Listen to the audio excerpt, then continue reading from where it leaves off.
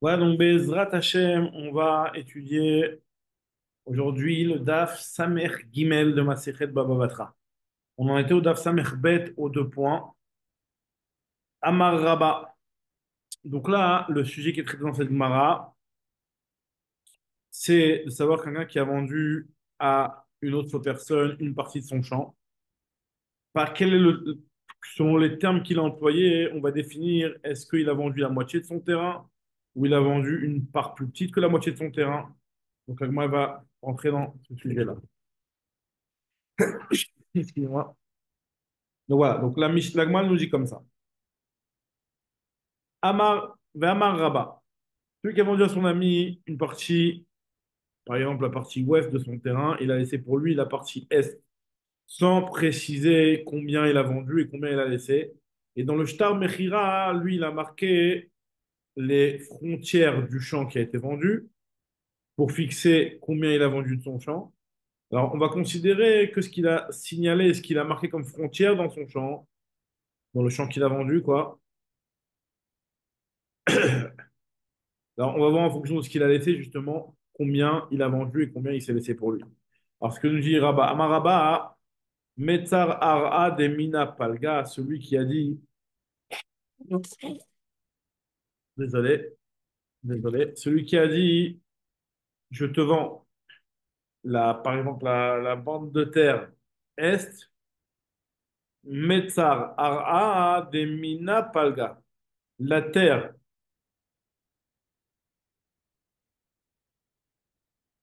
à partir de laquelle le terrain que je t'ai vendu est partagé. Encore une fois, Metzar Ara de Mina Palga, la partie de la terre des Mina Palga, à partir d'elle, il y a la moitié. Donc là, on te dit qu'il a été connu la moitié. Ça veut dire qu'en fait, finalement, moi, je t'ai donné les définitions et les délimitations du terrain. Et donc, je te dis que la frontière au terrain que je t'ai vendu, c'est la partie qui est en fait la moitié. Donc, ça veut bien dire que ce que je t'ai vendu, c'est la moitié. J'avais un terrain qui était entier. Donc, je t'ai dit que j'ai défini la frontière ouest, par exemple. La frontière est, c'est la moitié du terrain. Donc, ça veut bien dire que ce que je t'ai vendu, c'est la moitié. C'est ce que nous dit la Gemara ici. Va Maraba, Metzar Ara de Mina Palga. La frontière du terrain, c'est celle à partir de laquelle il y a ma moitié. Donc, ça veut bien dire qu'il lui a vendu la moitié. Par contre, s'il lui dit Metzar Ara Demina Psika, la terre à partir de laquelle il y a la part, Metzar, la terre, donc la frontière, Metzar, donc c'est la frontière. La frontière du terrain, c'est Demina Psika, à partir de là où il y a notre séparation. Alors, dans ce cas-là, il n'y a pas marqué exactement combien il a vendu, mais on va dire qu'il a vendu la mesure d'un terrain standard qui est un terrain minimal. Et on avait déjà vu dans le premier Pérec qu'un terrain minimum, vous vous rappelez quand on avait parlé de ce qu'on considérait un terrain qui était partageable, ça veut dire qu'en fait, finalement, que chacun avait une partie quand même assez importante pour être considéré comme étant partageable. Donc, elle nous dit, la Gemara ici, que ce sera exactement cette quantité-là de terrain qui va être la mesure qui va nous permettre de définir ce qu'on appelle un terrain minimum. Et donc, moi, comment j'ai dit que je vendais un terrain, hein, même si en réalité, au niveau des frontières que j'ai définies, j'ai dit que en fait, finalement, j'ai pas précisé combien, j'ai pas dit la moitié, j'ai dit une part, la partie de notre séparation. Donc là, ce qu'il va recevoir, c'est la partie minimum, enfin un terrain qui s'appelle un terrain de manière minimum. C'est-à-dire que finalement, c'est le minimum d'un terrain possible, quoi. Donc, c'est ce qu'on appelle Tesha Kabin. C'est ce que nous dit ici Agmara. Metzar Ara Levina Psika, Tesha Kabin. On lui Abaye n'est pas d'accord avec Rabat. Et donc là, on va voir ce qu'il veut dire. Amarle Abaye, Machina Achi, Machina Achi, Machina Achi. Quelle différence? Rabat, il ne savait pas quoi dire. Ishtik Rabat. Savoumina, les Talmudim qui étaient là, ils pensaient qu'il dit pas le gars. Que les paroles d'Abaye, on comprenait que lui voulait dire que dans tous les cas, finalement, même qu'il ait dit que la frontière, ce sera ce qui est la frontière avec ma moitié, ou que la frontière soit ce qui est la frontière avec notre séparation, dans tous les cas, il doit recevoir la moitié du terrain. Et en réalité, nous dit la Gemara, Velohi, donc là, je monte la première guimel, et en réalité, c'est pas vrai. C'est pas ce qu'il pensait Abaye. Abaye, lui, il pense qu'il est dit Palga ou qu'il est dit Psycha. Il y a des fois où il les connaît la moitié du terrain, il y a des fois où il les connaît 9 cabines. Ça va dépendre. De Amar, Rav Yemar, Bar Shalmaya, les Didim, Farshalim d'Abaye, il m'a expliqué exactement Abaye ce qu'il voulait dire. Que Ben Metzara Ademine Palga ou Ben Metzara Ademine Psycha, I Amarle Alin Metzarana Palga, Lo Amarle Alin Metzarana Tisha Kabin. Ça dépend de ce qu'il a rajouté. Si qu'il ait dit la première formulation ou la deuxième formulation, dans tous les cas, ça va dépendre de s'il a conclu la ligne dans le shtar qui définit bien le terrain par la phrase Elin Mitsara, voici les frontières. S'il a rajouté cette phrase-là qui n'était pas nécessaire, en disant voici les frontières, donc vu que ce n'était pas nécessaire de marquer cette phrase-là, on considère que ce rajout, il est pour lui donner en fait la moitié du terrain. Mais par contre, s'il n'a pas rajouté cette phrase-là, qu'il ait dit la version des Mina Palga ou des Mina Psycha, dans tous les cas, ce sera que une partie de Tesha Kabin qu'il a cédé et qu'il a vendu à son ami. Continue l'Agma maintenant, il nous dit qu'en tout cas, l'Agma va parler maintenant d'un Shriv Mera, donc quelqu'un qui partage ses biens et qui n'a pas dit quelle est la part qu'il veut donner.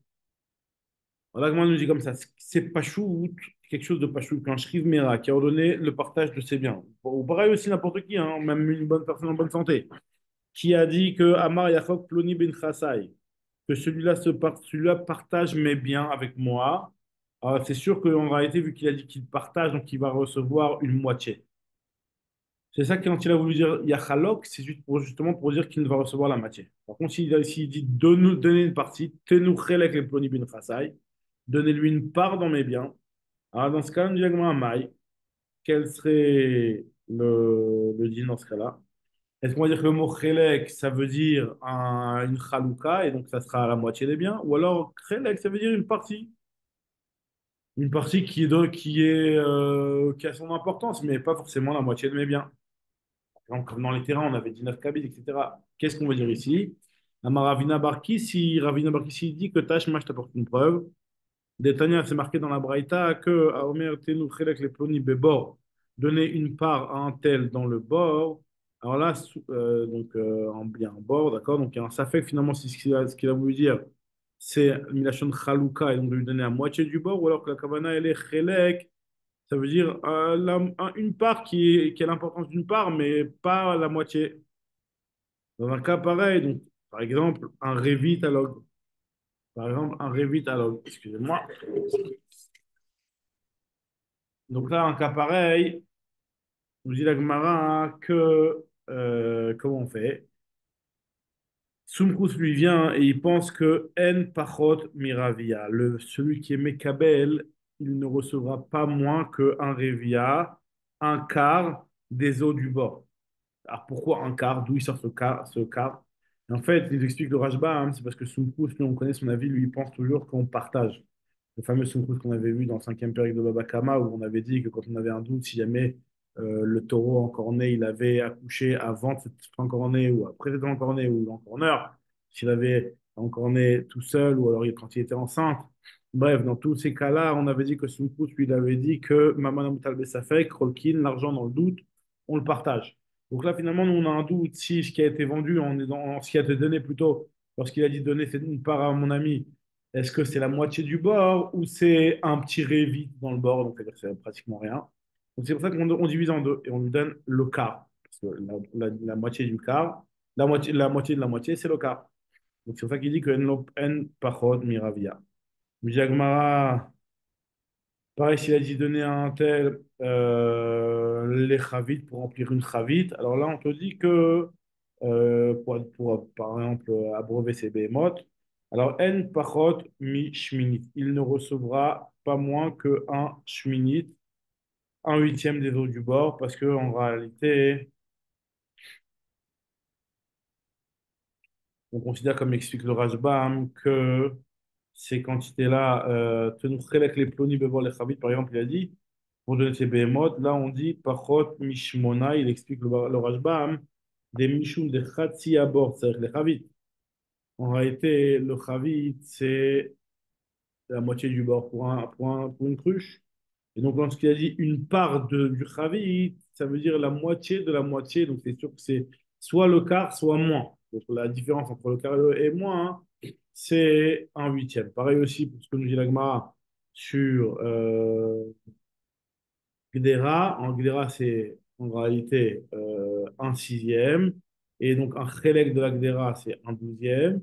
Et Tafiar, en réalité, c'est un huitième. Et la moitié du Tafiar, puisqu'on a un doute, c'est un seizième. C'est ce que nous dit l'Agmara. Tanoura Banane continue la Gemara et elle nous dit comme ça. Donc, en tout cas, non, ce qu'on veut dire par là, c'est que d'après cette braïta-là, on peut aussi trancher le safek qu'on avait dans la Gemara, que celui qui a dit Tenou Chelek les ploni binechasai, en réalité, le Mekabel, il prendra un quart des biens, un petit peu plus qu'un quart. D'après le safek qu'on est en train de dire que le mot Chelek, c'est possible que ça peut vouloir dire la moitié des biens, ça peut vouloir dire une toute petite part. Donc, dans ce cas-là, on dira, une toute petite part, ça peut être un chat par exemple. Donc on dira que Madame Tam c'est Folkin, comme là, le Rajbam, là, il y a une grande marque dans les Rishonim, il faut savoir, à partir de ce Gemara-là, est-ce qu'on a une preuve d'ici que la halakha elle est comme Sumkous ou pas? Chaque lui, par contre, par exemple, il ne veut pas dire que la halakha elle est comme Sumkous, mais le Rajbam, lui, il apprend de là que la halakha elle est comme Sumkous. Dans toute cette Gemara-là, et même dans la Gemara du Hamoud Bet, on verra tout à l'heure. Continue la Gemara, maintenant, la Gemara elle va continuer à nous parler de celui qui vend. Et au moment où il a vendu, il a mis une condition avec l'acheteur en lui disant quelque chose qui ne veut rien dire.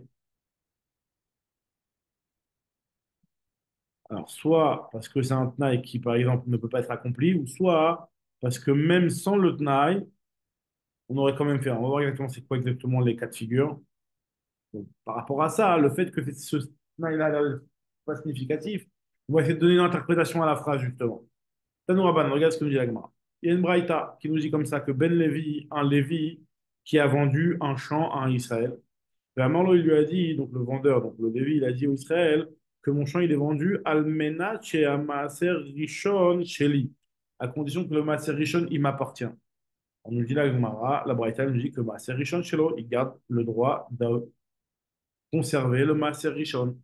Maintenant, Imamar, s'il a dit que Li Ulbanai, Met, dès qu'il meurt, il tient les banaves. Le Maaser Rishon pourra rester le droit, excusez-moi, de ses enfants.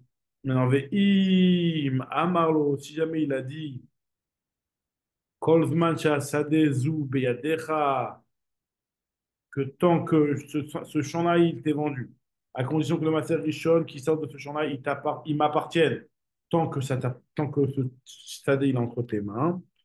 Alors là, on dit que si jamais l'acheteur, il l'a revendu ce terrain-là à un autre, et après il l'a racheté, Mechara, Vechazar, Velekacha, Eno Alaftoum, il n'a plus aucun droit parce que quand il a vendu, ben, finalement, ça y est, il s'est détaché. Et donc, vu qu'il s'est détaché, et quand il a racheté de son acheteur, et ben, finalement, il va lui acheter tous les droits. Et la condition que l'autre lui avait mis, elle est déjà annulée. Le Sunagma, elle nous dit, déjà, premièrement, comment le vendeur, il peut garder les masrotes à maille. Et Nadamak Nedabar chez l'Obalolam, pourtant les fruits n'ont pas encore été plantés, le macérat n'est pas encore arrivé. C'est d'avoir chez l'Obalolam. Comment tu peux conserver quelque chose que l'Obalolam? Diagma, Kevan, de Amarle, Almena, Chema, Rishon, Sheli, Shiure, Shiare, Makom, Maaser. Le fait qu'il dit une phrase pareille, que le Maaser Rishon m'appartienne, bien entendu, lui, il est intéressé à ce que sa condition soit accomplie, parce qu'en général, une personne ne fait pas des conditions dans le vide. Et puisque sa condition ne peut s'accomplir, ne peut être respectée que de telle sorte à ce qu'il lui donne le champ et qu'il il laisse en sa possession les parties qui sont du maaser, c'est pour ça qu'on interprète ses paroles quand il a dit une chose pareille, que Shiur et Shairi les makom maaser, c'est comme si qu'il avait conservé chez lui la partie du maaser. Donc de ce dîner, il rajoute Resh il va prendre une halakha, que du din de celui qui est mocher, qui a fait une condition avec l'acheteur, de j'ai gardé chez lui une partie justement de l'objet qu'il a vendu. Et ce Tnaï-là, il aura été, il ne change rien, puisque le Maaser Rishon, effectivement, c'est-à-dire que même sans la condition, en réalité, ça serait ça. Ça n'a aucune signification apparemment ce qu'il veut dire, à part si on interprète ses paroles d'une certaine façon.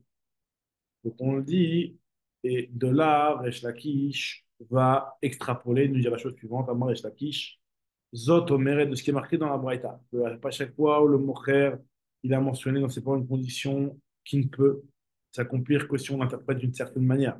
Comme dans l'histoire du Lévi, où on pourra comprendre, pour comprendre que le Maser Rishon reste dans la possession du Lévi, il faut dire qu'en réalité, il a été méchaïr, il s'est gardé le droit. D'accord? Et pas qu'il lui a demandé dès aujourd'hui de lui vendre le Maser Sheni, le Maser Rishon, puisque effectivement, le Maser Rishon, il n'est pas encore Baolam. Et tu ne peux pas acheter quelque chose chez Lobala Olam. Donc on dit juste tout simplement que la partie qui va faire pousser le Maser Rishon, tu l'as conservée. Donc de la même manière, on dirait Shakish Datomeret, un Mocher Baït la Chavero, celui qui vend une maison avec un khatsa avec son ami, il lui a dit Amena chez Diota Eliona, à condition que l'étage du dessus, le toit, et, qui a un maquet de Titfachim, et ben, qui m'appartiennent. Le Tnaï, il est moïl, et on dit que Diota Eliona chez l'eau. On dit la Gemara, les maïchita par rapport à quel achat, donc je peux faire une bête, les maïchita par rapport à quel achat, on dit une chose pareille. On dit la Gemara, hein, pourquoi Resh Lakish a besoin de nous dire que son Tnaï, il est moïl et que le gag, il reste dans son rechou. Pourtant, on avait déjà vu dans la Mishnah que même sans la condition, le gag, il reste birchuto, comme on a vu dans la Mishnah. On avait dit que Mocher Bait Stam. Alors, on a dit que le gag, si jamais il a un makasat fachim, il n'est pas inclus dans la vente. Donc, Ravzvid, il explique, il nous dit que Ravzvid Amar, chez Imratsa Leotzi, Zizin Motzi. C'est pour dire en fait que finalement, le Tnaï qu'il a fait, le Mocher, il a été utile au moins pour ça, pour dire que si jamais le Mocher il veut sortir des petits poteaux ou des petites poutres comme ça de l'étage, il peut le faire. Sans son Tnaï, normalement, il ne peut pas le faire. Le fait qu'il a fait ce Tnaï-là, il se rajoute ce droit-là. Ça, c'est ce qu'il dit Rav Zvi. Ah, papa, lui, nous dit, Shimratza livnot ali al gaba bonnet, c'est pour nous dire qu'il se laissait le droit. Bah, il te dit que Rav Papa, qu'on ne va pas expliquer les paroles de Resh Lakish, comme ce qu'il a dit Rav Zvi, que ce tour qui a été mis en place dans cette condition, hein, elle sert à se laisser le droit et une part dans ce qui a été vendu. Mais en réalité, ça sert à quoi ce qu'il a rajouté? C'est juste pour dire que si jamais l'étage, il est tombé, par exemple, et il veut construire à la place de cette diuta un autre étage par-dessus, eh bien, qui peut? C'est ce que nous dit Sishim, aussi. Nathalie Al-Gaba, bonnet, il pourra construire. Maintenant, s'il n'avait pas rajouté cette phrase-là, il n'avait pas dit une condition comme ça, hein, alors c'est vrai que l'étage, il garderait le droit de l'utiliser tant qu'il est Kayam, mais dès qu'il s'effondre, eh ben, il aurait perdu le droit. Donc le fait qu'il a rajouté cette phrase, ça lui donne ce droit-là. Avec moi, elle refuse pour le papa, elle me dit, biche, la mal est Ravzi. Je comprends bien après Ravzi. Qui a dit que le hito du Tnaï, il a servi au mocher de se laisser le droit dans le khatser à condition de pouvoir sortir des usines. Donc je comprends bien le lien entre l'histoire de ce qu'on avait dit nous avec le Ben Levi, le Maaser, et ce que Resh Lakish il a rajouté. Aïnou, des Katané Zotomeret.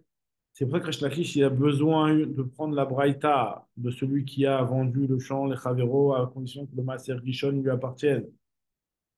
De dire que cette phrase, dans ce qu'on a vu dans la braïta, que la phrase qui a été rajoutée, elle sert à ce que il se garde le droit du Maaser Rishon.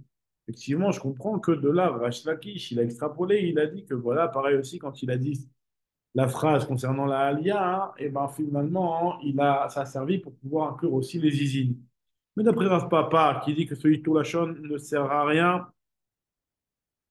pour garder au mocher comme un droit sur le terrain. Alors, quel rapport? C'est juste pour dire que si jamais ça s'effondre, il va pouvoir le reconstruire. C'est pas que dans le terrain actuellement, il s'est fait quelque chose de plus. Donc finalement, Maïs Otomeret, elle m'a dit, Kacha, t'as raison, c'est un problème. Ça. Après, Rav Papa, c'est un problème. Ok. Maintenant, Agma vient et continue et elle nous dit quel est le texte exactement qui doit être marqué dans le shtar mechira d'une maison lorsque on vend avec la maison le bord. Alors, Marav Dimi, Minardea, Ayman de Mazbin, les bêtes à celui qui vend une maison à son ami. Afalgav des katav, les mêmes s'il est écrit sur le shtar mechira umka veruma, justement aussi les profondeurs et les hauteurs de la maison. Le bord n'est pas inclus dans la vente. Et pour que ce soit inclus, il faut qu'il rajoute et qu'il dise sarich les mirtavle, à part le umka veruma, kanelecha miteom ara ve'adrum rakia, que tu vas acquérir depuis l'abîme jusqu'aux hauteurs. Kanelecha, donc depuis le tehom jusqu'au gova rakia. Donc ça, c'est le rajout là qui va faire que le bord, il inclut dans la vente. Agma plus tel s'étonne, Maïtama, il demande à Ravdimi, Maïtama, pour quelle raison il faut qu'il rajoute Mitéom, Ave Adrumra qui a. Pourquoi le bord et le doute ne sont pas inclus parce qu'il a rajouté Umkaveruma. Et puis parce que Umkaveruma, l'Agma explique, Ravdim plutôt, il explique ici que Umkaveruma, la profondeur et la hauteur, en réalité, quand on dit une chose pareille, Bistama, en disant une chose pareille, Lokane, il n'est pas connu, ben mettre le bord au doute en disant ces phrases-là. Donc, ça reste encore la possession du mocher de pouvoir les utiliser, jusqu'à qui existe bien entendu explicitement dans le shtar, parce que s'il est dit explicitement dans le shtar, tout à fait, bien entendu que ce sera inclus. Et le fait d'avoir rajouté pourquoi Bemet ça a servi de rajouter cette phrase-là pour justement inclure des choses qui n'étaient pas incluses au préalable dans le Stam Lashon de Umkaveruma. Le Umkaveruma, à quoi il a servi? À ane Umkaveruma, lemikne Umkaveruma, pour se donner des droits sur les profondeurs s'il veut effectivement creuser une grotte. Là, ça, il le fera, mais pas la grotte et le bord qui sont déjà Kayamim. Ane Umkaveruma, lemikne Umkaveruma, pour se donner le droit est d'acquérir les profondeurs et les hauteurs de la maison. Alors, c'est pas un yitour lachon, c'est juste pour acquérir ces parties-là. Maintenant, il n'a pas acquis le borbedo. Alors, le fait qu'il a rajouté ve'ane, mitom ar'a, ve'alruma qui a les mikne bord dout mechilot pour acquérir le puits et les grottes qui sont existantes en dessous de la maison. Donc, moi, elle demande, elle veut apporter, elle veut une preuve, apporter une preuve pour Rav Dimi. Les Mam Essayale, va-t-on dire qu'il y a une preuve de Rav Zimi, de ce qui a marqué plus loin, on verra, on l'avait rapporté plus loin, on va rapporter plus loin, qui a marqué que celui qui a été mocher une maison, il n'a pas été mocher le bord et le doute. Afalpi chez Katavum Kavevum. Ah, donc c'est clairement comme ce qu'il a dit Rav Zimi. Oui, c'est le cas d'Ater Bistama, si tu me dis qu'on parle d'un cas où il n'a rien écrit. Alors, Bistama, si tu me dis que Bistama, Michela, si tu dis que s'il n'avait pas écrit Mukaveruma, il est connaît Unkaveruma, liane Unkaveruma. Les Mekne Borvé de Mechilot. Le mot Unkaveruma, il aurait dû servir pour être connaît des Mechilot. Les Borvé de Mechilot. Le puits et les souterrains. Le fait qu'il y a marqué dans la Mishnah que celui qui vend une maison, il n'a pas inclus le bord, alors qu'il a marqué Unkaveruma, ça veut bien dire que sans le mot Unkaveruma, on n'aurait pas acquis le bord Bédou. Ça veut dire que sans le mot Umkaveruma, on n'aurait rien acquis. Le fait qu'on a mis le mot Umkaveruma, ça lui laisse le droit de pouvoir utiliser et de creuser lui-même des choses. Et par contre, le Barvedout, il ne l'a pas acquis. On dit Agmara, l'Agmara, elle te dit non, pas forcément.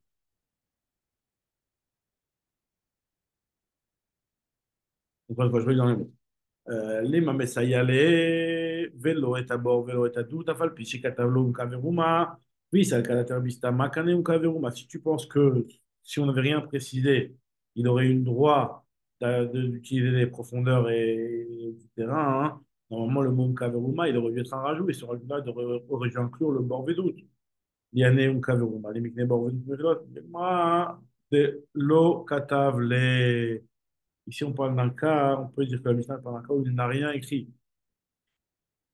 Il a été Mocher Bishtar. Le Mocher n'a pas écrit le Omek et le Gova de la maison, je te l'avance. C'est pour cela que le bord et l'autre ne sont pas inclus. Mais effectivement, s'il avait écrit explicitement, ce serait inclus. Alors là, c'est bizarre, il est marqué dans la Mishnah, Falpiché Katavlo. Vea Falpiché Katavlo Katane. Moi, Chikamar, ce qu'il a voulu dire, en fait, c'est comme ça. Mais on peut très bien continuer à dire que la Mishnah, on parle d'un cas où il n'a pas écrit Mukaveroma. Et en fait, ce qu'on veut dire, c'est la chose suivante, c'est que Falpiché Lokata, même s'il n'a pas écrit explicitement Mukaveroma, c'est comme s'il avait écrit Kemiché Katav Dami. Les mikne ou kaveruma. Dans les mikne borvedutu mechilot, par contre, il n'acquiert que le droit de creuser les choses. Mais les choses qui sont déjà existantes, alors, i katavle kaveruma, ve i arkane, ve i lokatav lokane. Seulement si pour acquérir le bord vedout, maintenant ça, c'est uniquement s'il marque kaveruma, et s'il ne le marque pas, ce n'est pas konne. Donc voilà, donc, finalement, la Gemara, comme ça, elle réfute la preuve de la Mishnah. Elle va apporter maintenant encore une preuve un autre mécor aux paroles de Rav Dimi. Donc Rav Dimi, encore une fois, qui a dit que celui qui a écrit, qui a vendu une maison à son ami, même s'il n'a pas écrit Unka Veruma, même s'il a écrit Unka Veruma, pour pouvoir vendre le bord Vedout, il faut écrire en plus de ça Mitom Arabe al-Rouma qui on avait expliqué que ça veut dire que si jamais il n'a pas écrit Veruma, il n'acquiert rien. Le fait qu'il ait écrit Veruma, c'est juste pour se donner le droit de creuser et d'utiliser des choses souterraines ou alors des borottes, etc. Et finalement, pour acquérir le bord Vedout, il faut ajouter une deuxième partie. Alors, une autre preuve à ça, nous dit la Gemara, de la Mishnah qu'on a vu plus haut. On avait dit que l'eau est à Gag, Bisman, chez Shlomake, Gavoa, Sarat, Fahim. On avait dit que celui qui a vendu la maison, il n'a pas vendu le Gag à partir du moment où ce Gag-là, il est important et qu'il a un maquet de dit Fahim. Pourquoi? Parce que c'est considéré comme une chose indépendante, qui ne s'amuse pas avec la maison, et donc il n'est pas vendu. Donc, puisque là-bas, il n'y a pas marqué que même s'il a marqué Mukaveruma, machma que il n'y avait pas marqué, machma que il y avait marqué sur le shtar seulement je te vends cette maison-là. Il nous dit la Gemara, Ve'is al kadater. Donc je passe au daf Samerdalet.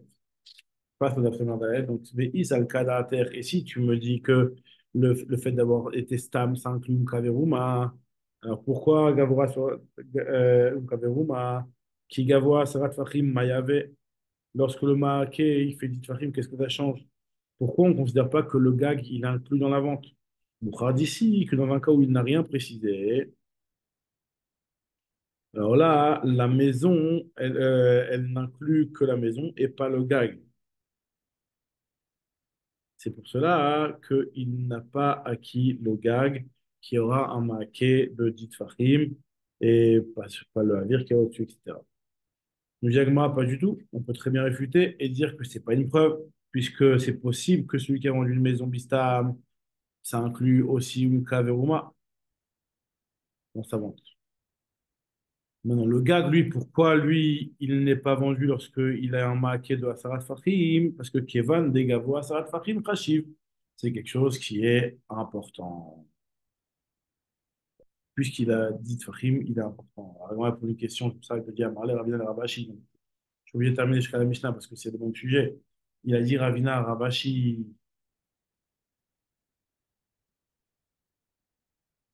Tashma, je vais t'apporter une preuve contre Rav Dimi cette fois-ci. Donc, on a voulu au début essayer d'apporter une preuve pour Rav Dimi.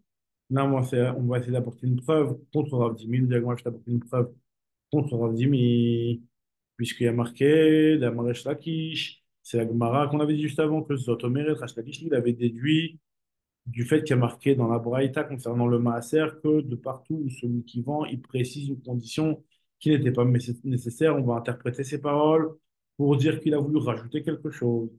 Et il y a marqué là-bas que je te vends une maison.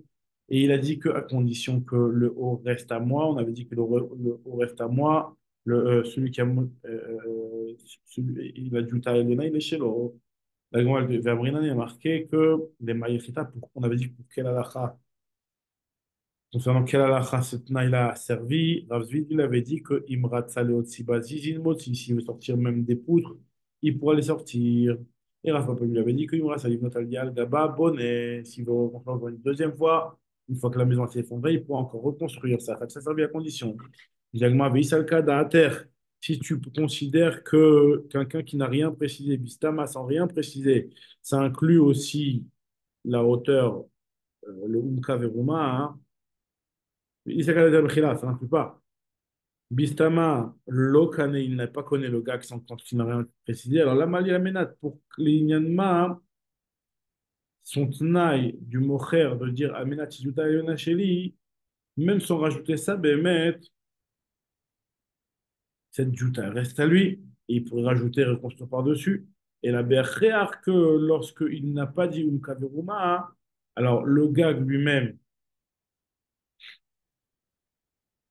il est au mocher, puisque le maaké, il est de Ditfachim.